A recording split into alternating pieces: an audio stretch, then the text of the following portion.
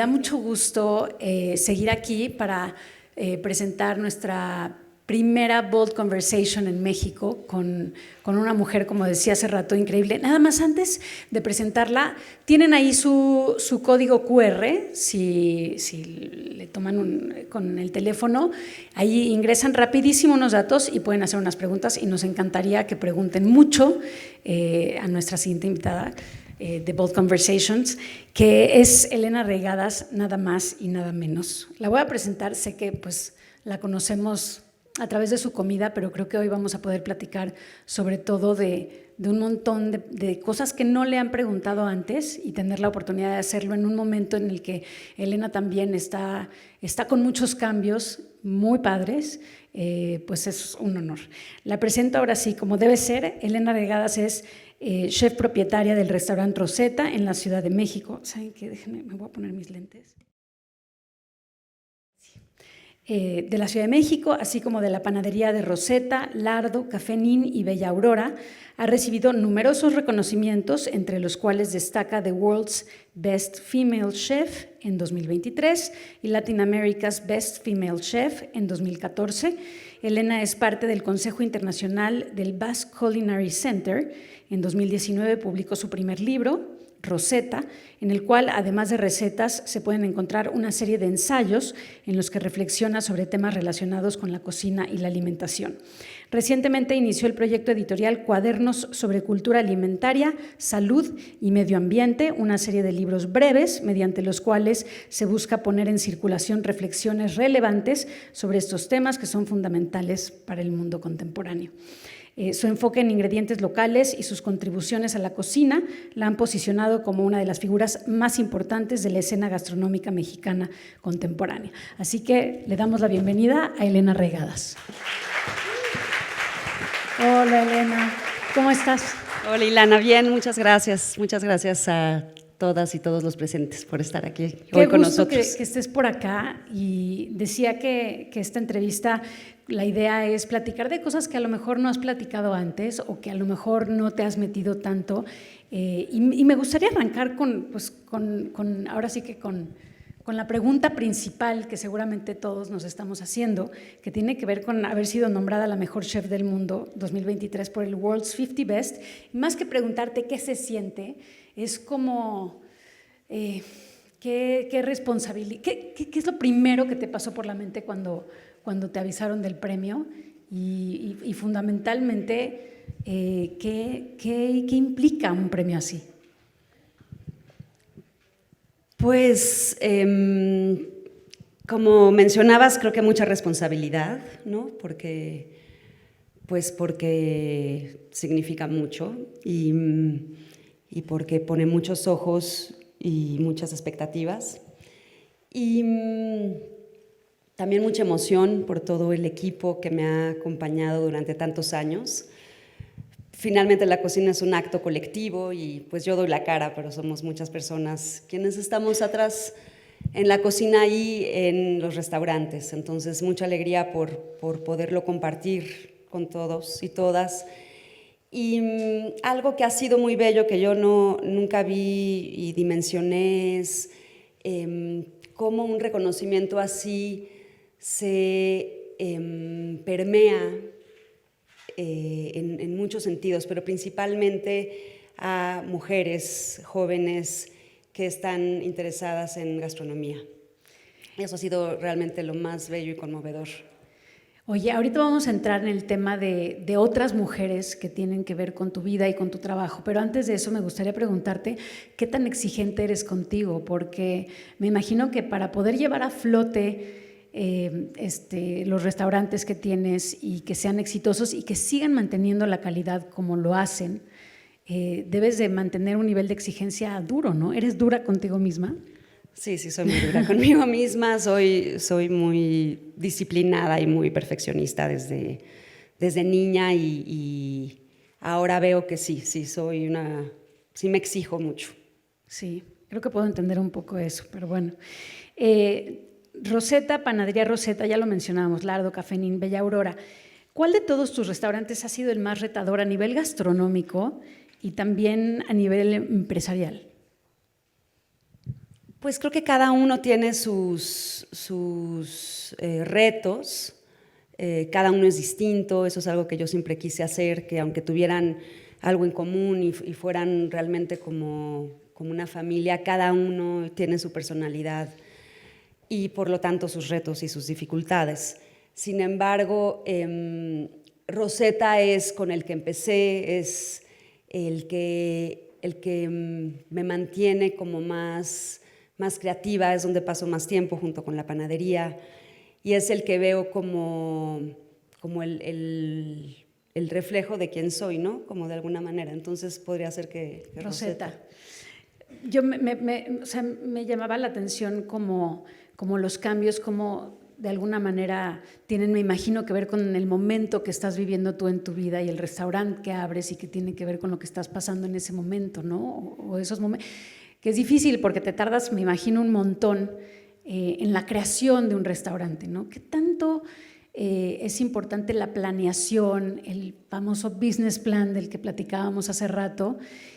Toda esta proyección previa a abrir un restaurante, porque hablamos de cuando ya abres un restaurante, ¿no? Pero me imagino que debe ser bastante complicado la parte previa, la preproducción, ¿no? Sin duda es complicado y yo diría, Ilana, que como bien mencionas, al menos en mi caso, cada uno de los restaurantes se ha dado en un momento específico de mi vida y con quién era yo en ese momento de vida y con mis intereses y con mis curiosidades y mis necesidades. Pero honestamente soy bastante atípica porque no soy una business oriented persona. No, jamás. O sea, jamás he hecho un plan de negocios de estos que te dicen que hay que hacer en la escuela de negocios, ¿no? Okay. Yo estudié letras y luego me he dedicado a cocinar y soy una persona que me dejo guiar 80% o 90% por mi intuición y que por mi razón. Y bueno, pues quizá no es lo óptimo, pero es a mí como me ha funcionado. O sea, no he hecho como tal un plan de números y cuándo se va a recuperar y todo esto. Más lo que sí es una conceptualización, una idea que trate de ser congruente con lo que se vive en ese espacio en todos los niveles, en lo gastronómico y en los sentidos, primero que nada, pero también en lo que ves, en cómo te sientes, en lo que escuchas, y tratar de que todo ese universo sea congruente y que de esa manera yo siento que así te puedes sentir mejor en un lugar. Pero no hago ese business plan como tan, no sé, no estuve anteriormente, tristemente. No, pero sí, hablábamos como justo de esta parte que siempre te dicen como emprendedora o emprendedor, que te dicen es que lo primero que tienes que tener es un business plan, y te lo juro que yo nada más por eso ya no emprendo, ¿sabes? O sea, pensar en esos números… La verdad, o sea, no lo hago. Yo Por tampoco. eso me dedico a lo que me dedico. Entonces sí, me imagino es que yo tampoco emprendería si tengo que ver esas proyecciones a 2 años y recuperación y esos términos que no conozco, no entiendo.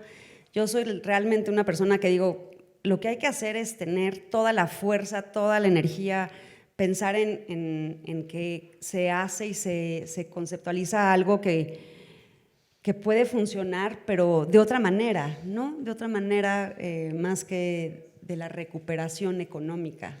Que también para eso existen los equipos de personas, que hay algunos que sí son más sesudos, hay otros que son más de entraña, ¿no? Y que entonces ahí se equilibra, me imagino, muy bien con equipos con los que trabajas, ¿no? Para cada restaurante. Absolutamente. Yo, como sé que soy tan mala para eso, lo primero que pensé es tengo que tener una contadora que pueda realmente… En la que confíes. En la que confíe y en la que me guíe y en la que me detenga también en ciertos momentos y la tengo, es Magnolia Mendoza y es maravillosa y lleva conmigo desde que iniciamos y bueno, le agradezco todos los días porque gracias a ella no me tengo que meter en ese tema de los números.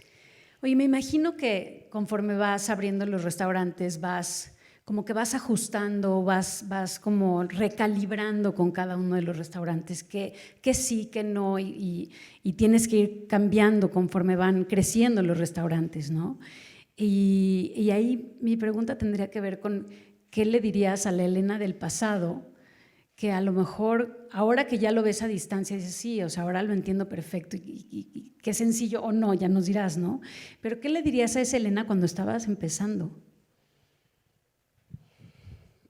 Pues le diría que se relajara más, que tomara las cosas con un poco más de calma, que hay momentos difíciles pero pasan y que siempre prevalece lo bueno y prevalece como el enfoque y que ante todo la construcción siempre es lo más fuerte. Entonces le diría eso, como que tuviera más confianza en eso Sí, creo que sí, pero bueno, no sé, voy a pensarlo un poquito más. Bueno, me quedo con el tema de la Ciudad de México y lo importante que es la Ciudad de México, porque tu cocina tiene mucho de la Ciudad de México, tiene por supuesto de Italia, tiene de la República Mexicana, que es muy rica obviamente en ingredientes y en biodiversidad. ¿Qué tanto piensas, o sea, por qué ha sido cómo ha sido esta relación de amor, y a lo mejor dificultades con la Ciudad de México, y qué tanto te ves abriendo espacios en el resto de la República Mexicana? Pues los lugares que tengo actualmente, todos me quedan caminando y no solo están en la Ciudad de México, sino que están todos en la delegación, bueno, en la alcaldía. En la República Ecobici, le dicen. Sí, sí, y eso es algo que siempre lo pensé y sí ahí de una manera más estratégica, tomando en cuenta que tengo 2 hijas y que desde que abrí Rosetta mis hijas tenían una 6 meses y la otra 2 años y que era una necesidad para mí estar muy cerca de mi casa. Entonces siempre me limité a poder tener un acceso muy, muy cercano de mi casa a los restaurantes. Entonces eso me determinó a tenerlos donde los tengo.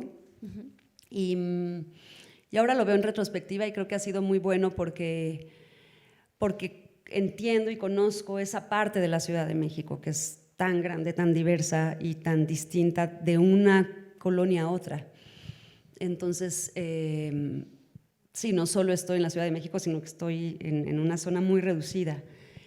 Y me gusta mucho estar en la Ciudad de México. Yo soy de la Ciudad de México, pero además creo que, digo, para bien y para mal, la Ciudad de México es muy centralizada.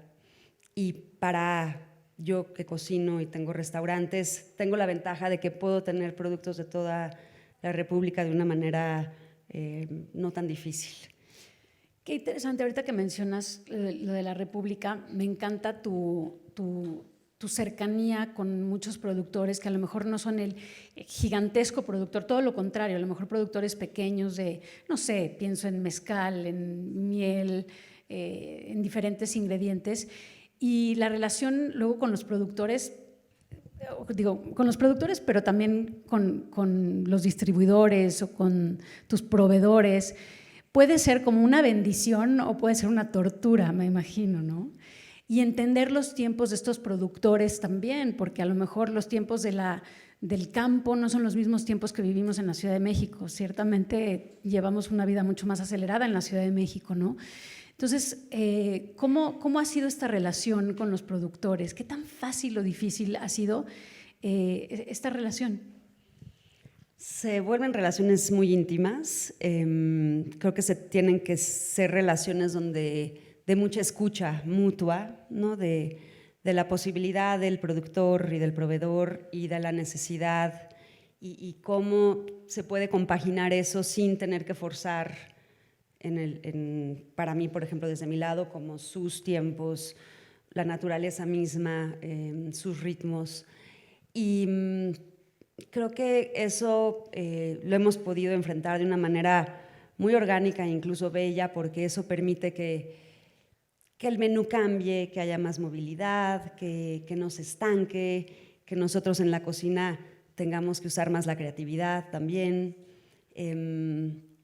Y transmitir todo esto a la gente que nos visita, ya nuestros comensales, ¿no? Y no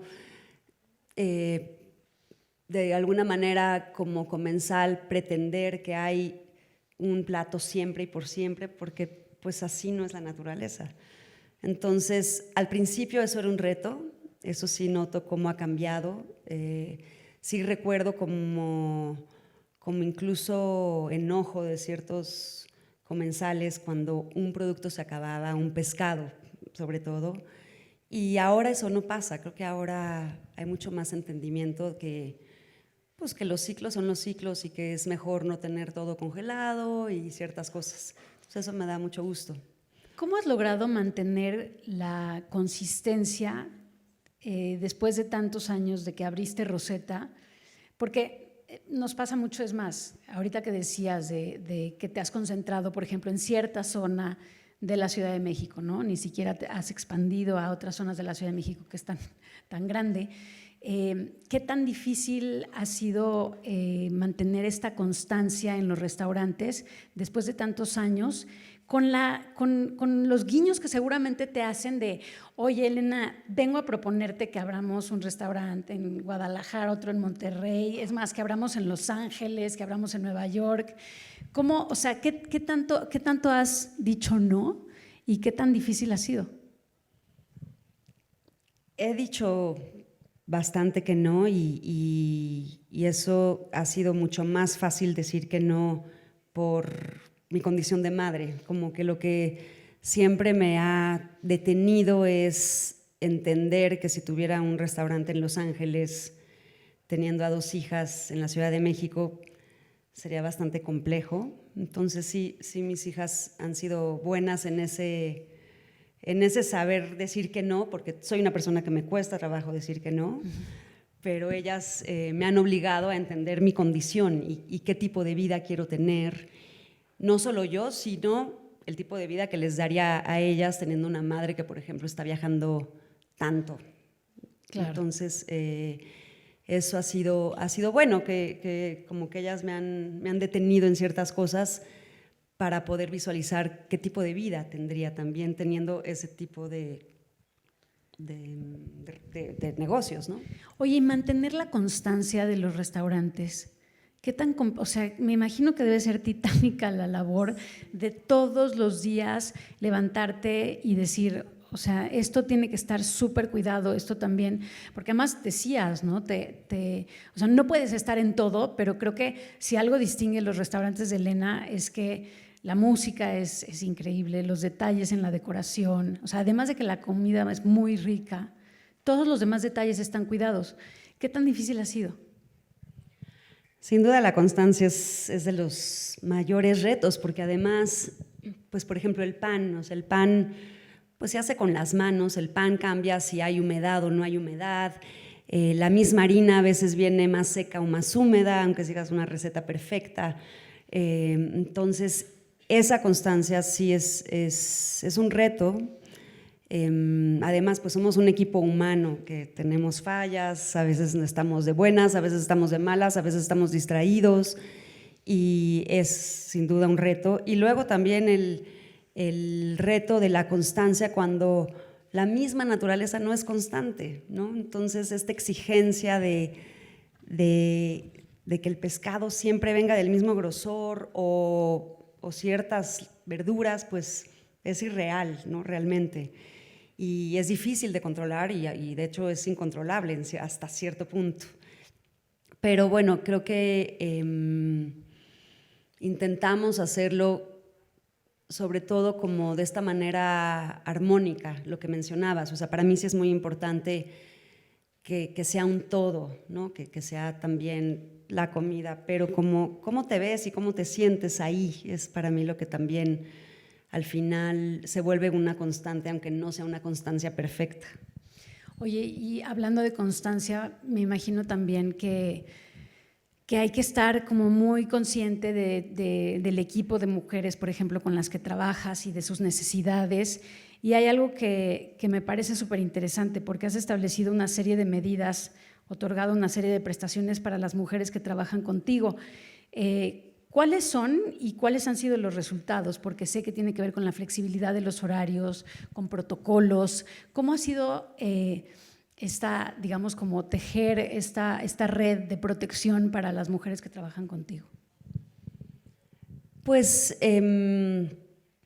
ha sido, pues finalmente desde la empatía y desde yo como mujer y como madre, entendiendo que, pues desgraciadamente no están alineadas las horas de un trabajo como el de un restaurante, con las guarderías, con las escuelas, con los horarios de cuidado.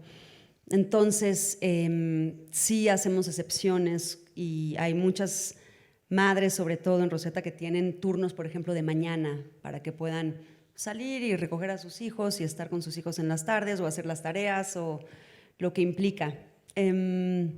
También, no solo mujeres, también hay hombres que necesitan esas condiciones. Por supuesto, pues justo lo hablamos en la mesa en la mañana, ¿no? La necesidad de las empresas que les den paternity leave también a los hombres, ¿no? Y que se dividan las responsabilidades. Por ejemplo, el paternity leave, bueno, ya se me fue cómo se dice en español, pero la paternidad, el derecho a la paternidad es, damos bastantes más días de los que otorga la ley, también entendiendo que pues es muy importante que también los padres estén con los hijos desde que nacen, ¿no? Este tipo de cambios que creo que no solo son para las mujeres, sino también para los hombres. Hablando de mujeres, iniciaste un proyecto de becas que me parece espectacular y me encantaría que nos cuentes cómo fue ese proceso de encontrar a las mujeres que creías que podían tener esta beca o estas becas. Pues la verdad es que yo sentía una necesidad de hacer algo más que ser flexible con las mujeres que estuvieran cerca de mí, sino más allá. Y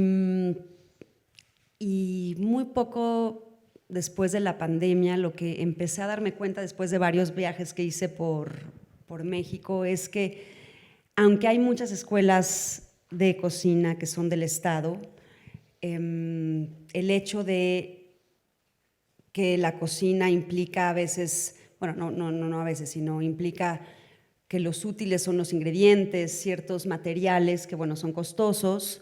Era algo en lo que pues no se había contemplado, y algo que me sorprendió mucho es que las familias muchas veces cuando tienen varios hijos, a los primeros que mandan a estudiar son a los hijos hombres, porque las mujeres son las que cocinan, paradójicamente, ¿no? Entonces eso como que me lo oí en un par de ocasiones y lo vi y me pareció como pues que algo ahí había que hacer, como muy paradójico que justo mujeres que habían estado desde niñas en la cocina, que tenían toda la facilidad para cocinar, que era su manera de expresarse, luego no podían salir justo porque tenían esa bondad. Entonces, esta beca la pensé como de manutención para mujeres que querían estudiar gastronomía, para que fuera ese apoyo y que no fuera un limitante la manutención, a pesar de poder ir a una escuela pública del Estado.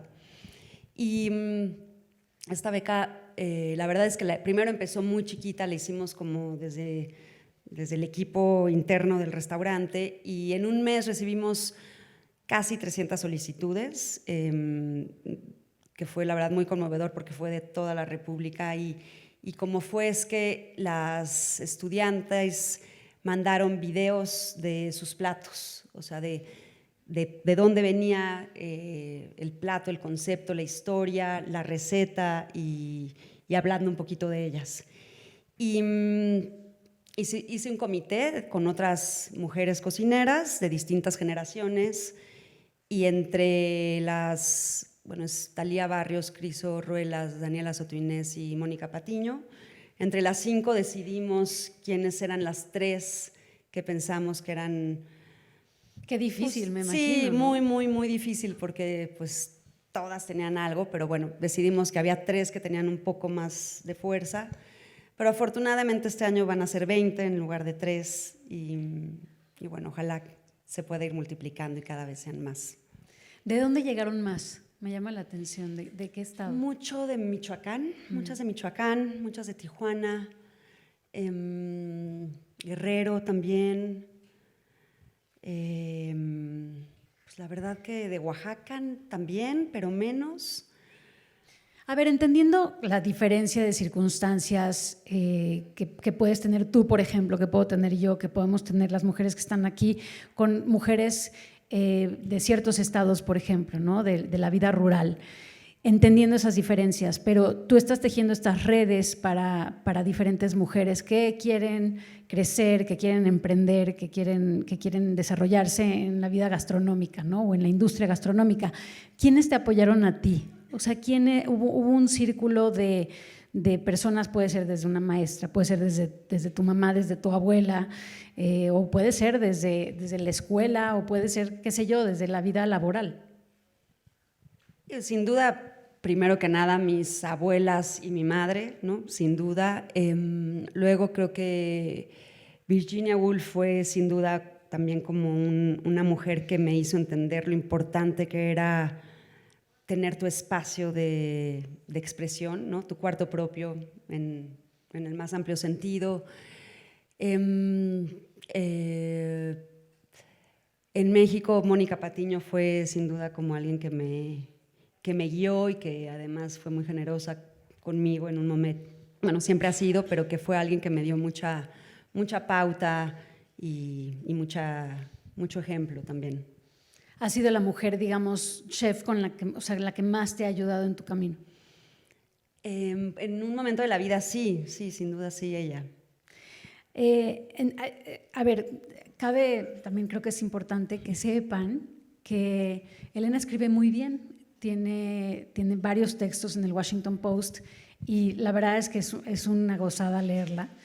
Y me gustan mucho los temas que tratas porque hablas de, por ejemplo, los retos de la cocina del futuro, que particularmente es un tema que me interesa, el futuro de los diferentes temas. Debería de ser un comercial de mi podcast, ¿verdad? ¿Perdón? Debería de ser un comercial de mi podcast. Se llama El Mundo Mañana y es sobre el futuro de los temas. Pero bueno, no me desvío. Y en este texto hablas del futuro de la cocina, que esta cocina de hoy ha sido marcada por la pandemia, por conflictos geopolíticos como el de Ucrania y Rusia, la inflación, la crisis, el medio ambiente. O sea, ¿qué le dices a estas mujeres que están emprendiendo hoy bajo esas circunstancias? Porque me imagino que a ti te tocó, ¿qué momento te tocó primero, ¿no? Cuando tú abriste por primera vez un restaurante con Rosetta? ¿Y qué le dirías a esas mujeres que están emprendiendo hoy con todas esas barreras? Pues les diría que lideren y que sean ellas mismas, o sea, que esta idea del business plan y de hacer las cosas como nos dicen que hay que hacerlas, no siempre a todos nos funcionan o a todas nos funcionan. Les diría que sean ellas mismas y que ante todo se guíen por lo que ellas creen que funciona y que prueben y que estén abiertas a cambiar y que estén abiertas siempre a escuchar y eso, y que la cocina siempre es muy colectiva y muy de escucha y tiene que ser muy flexible, muy cambiante, te tienes que adaptar a todo, ¿no? O sea, no ser demasiado rígida ni demasiado segura exigente, de ti misma en el sentido de intolerante, sino más bien escuchar, pero sí tener una fuerza interior que te mantenga. Hay otro tema del que también hablas, que es el nearshoring, que es este proceso de subcontratar actividades comerciales o de producción a empresas que están ubicadas en países cercanos o geográficamente próximos.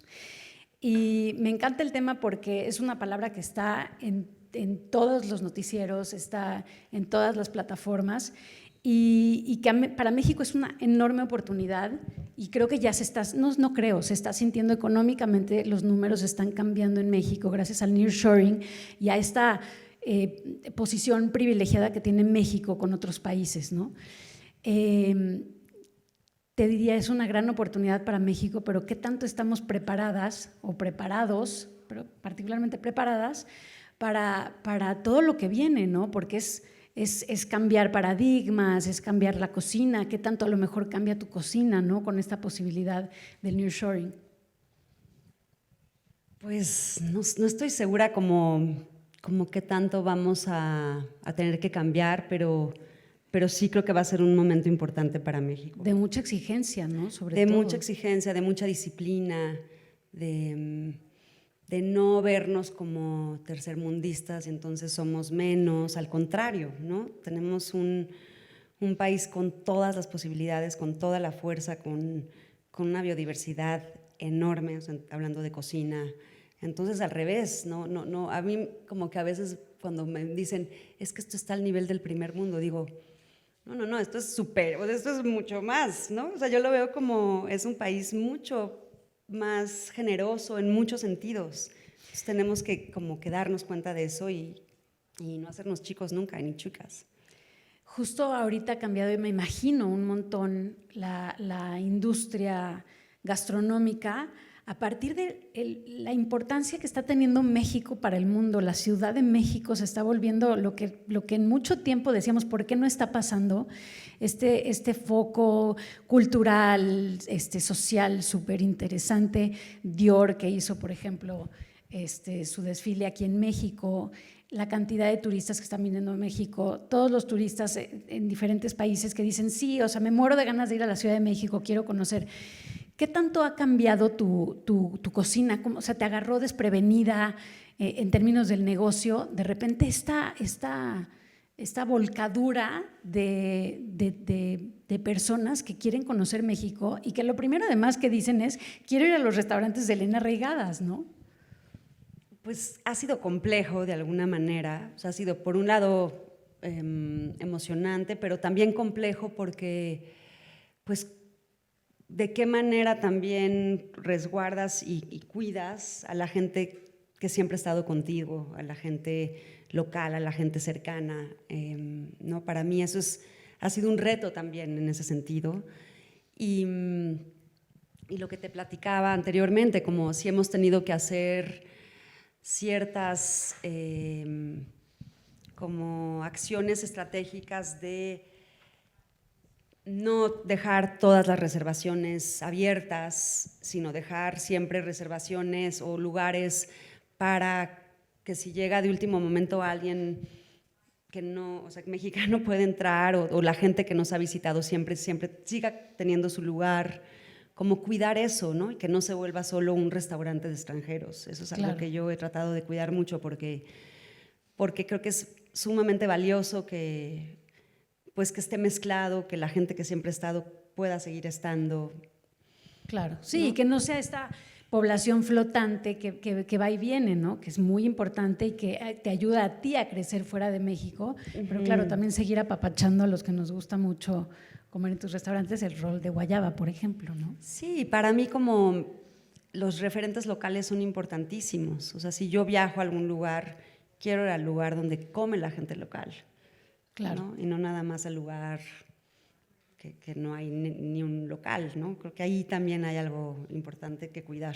Claro. Y complejo. Estoy viendo que ya por ahí los tiempos se nos empiezan a acabar. Entonces me quiero ir con las preguntas y respuestas de la audiencia. Muchas gracias a quienes han preguntado a través del código QR.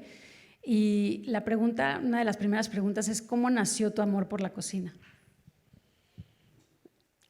Pues realmente creo que nació estando en la cocina, estando en casa de mis padres en la cocina y dándome cuenta que en la cocina era donde me sentía bien y donde me podía expresar y era una manera donde me sentía bien expresándome, como cocinando y compartiendo y dándome de alguna manera a través de en ese entonces de niña con pasteles y merengues y panqués y galletas, que era lo que hacía. Oye, luego hiciste un catering para una película de tu hermano, ¿no? De Carlos, no me acuerdo en qué pueblo de la República, pero que fue una cosa como difícil porque era los gustos de las personas que viven allí y los gustos también de los extranjeros que venían a hacer la película. Cuéntanos un poquito de eso. Sí, realmente ese fue creo que mi primer momento en que cociné con una responsabilidad bastante importante, porque era en la Barranca de Meztitlán, en Hidalgo, donde no solo había que cocinar, sino había que comprar con anticipación, estábamos en medio de la nada, entonces pues era un catering con mucha exigencia, pero además con esta problemática o exigencia de la comida para los locales y la comida para el grupo que venía a filmar, que muchos de ellos eran extranjeros. Entonces, sí, o abrir en la mañana el refri y el fotógrafo ya se había comido la fruta que había para la mañana y yo lo quería matar, o luego se me acababa la sopa y se ponían locos. O sea, sí fue un momento de mucha exigencia, pero también que me ayudó yo lo veo como una epifanía. O sea, realmente en ese momento fue cuando dije, pues es lo que más disfruto, esto es lo que quiero hacer. O sea, ante la tormenta finalmente encontraste la luz, ¿no? Al día siguiente, pues sí. Sí, era tormentoso, pero también era hermoso y yo estaba muy feliz. A ver, otra pregunta. Dice, ¿qué opinas del veganismo? Yo soy muy, muy aficionada del mundo vegetal. Me fascina, me parece como cocinera o sea, te da muchísima creatividad, te da muchísima posibilidad. Creo que México, su parte más fuerte es su mundo vegetal, desde mi punto de vista, pero tampoco soy extrema vegana, aunque si alguien es extremo vegano, lo respeto absolutamente. Creo que se puede ser perfectamente sin tener ningún problema nutricional, todo lo contrario. Pero a mí me gusta también incorporar algo de proteína animal, aunque favorezco mucho lo vegetal. A ver, ¿qué consejo podrías darme o darle para una franquicia de gastronomía veracruzana que lleva 21 años en el mercado? Todas las sucursales son estables, pero creo que podría llegar a estancarse la marca. Híjole, es que me cuestan un poco de trabajo las franquicias. Ok. Porque si bien puede ser modelos de negocio sanos y buenos, siento que a veces se vuelven impersonales y se ve el alma y se pueden llegar a estancar o se pueden llegar a sentir lejanos. Y yo siento que todo lo que tiene que ver con alimentación se tiene que sentir cercano. Entonces, por eso creo que es mejor que, aunque compartan muchas cosas, cada uno tenga una esencia propia y así puede como sentirse más cercano. Sí, como mantener su identidad en la medida de lo posible. Sí, siento que sí, para que viva más, para que se sienta cercano, para que sientas quién está ahí atrás. A ver, hay un montón de preguntas. ¿Cuáles serían 3 puntos esenciales para crear un platillo estrella? Primero que nada, que te guste a ti, ¿no? Que tú digas, esto está increíble, creo que es muy importante. O sea, que a ti te haga sentir increíble. Creo que tiene que ser balanceado para que simplemente lo puedas seguir comiendo. O sea, un plato demasiado goloso te puede saturar, un plato demasiado picante también te puede saturar. Creo que es importante que tenga acidez. La acidez te permite seguir comiendo. Pero eso, que sea balanceado, que tú estés convencida. Y creo que también los platos que tienen algo de familiaridad, pero algo de no familiaridad, son buenos platos. Por ejemplo, el rol de guayaba creo que es parte de su... No, así nadie te dejaría o sea, no te dejaríamos que lo dejes hacer, o sea, no habría manera. No, pero muchas veces que me han preguntado que cuál es el secreto, pues no estoy segura, pero creo que el hecho de que conocemos muy bien la guayaba y la guayaba con queso, por el latte con queso, Claro. que todos y todas hemos comido, pero que esté adentro de un pan, que ya no es tan usual, lo hace algo especial. O sea, creo que estos platos que tienen algo de familiaridad, pero algo de sorpresa, sí, son platos que funcionan. ¿Cuál ha sido tu mayor fracaso y qué aprendiste de él? Híjole, pues es que fracasos he tenido muchos, pero la verdad es que trato de no verlos como fracasos, sino como enseñanzas. O sea, creo que las cosas vienen cuando tienen que venir y en un momento antes incluso de abrir Rosetta, tuve un momento difícil y fue cuando me di cuenta que necesitaba una contadora inmediatamente y que yo no podía hacerlo todo, ni podía, ni quería, pero no se podía y que hay que ser equipo siempre. ¿Cuáles fueron tus mayores retos abriendo Rosetta? El hecho de ser madre y ser cocinera. Sin duda fue mi reto y creo que ha sido de mis mayores retos. O sea, cómo malabarear con ambos mundos. Ambos mundos, ambos universos, sin duda. Oye, pues ya se nos acabó el tiempo, Elena, pero te agradezco muchísimo por tu tiempo, por tu dedicación, por hacernos sentir tan padre con la comida tan rica que haces todos los días. Y pues muchas gracias también a tantas mujeres increíbles que vinieron el día de hoy. No se vayan porque todavía tenemos allá arriba varias cositas ricas. Por supuesto, si quieren brindar todavía por las mujeres audaces, una copita de champán. Y bueno, pues te agradezco muchísimo que hayas estado aquí, Elena. Muchas gracias a ti, Elena, y muchas gracias a todas por estar aquí hoy. Y todos.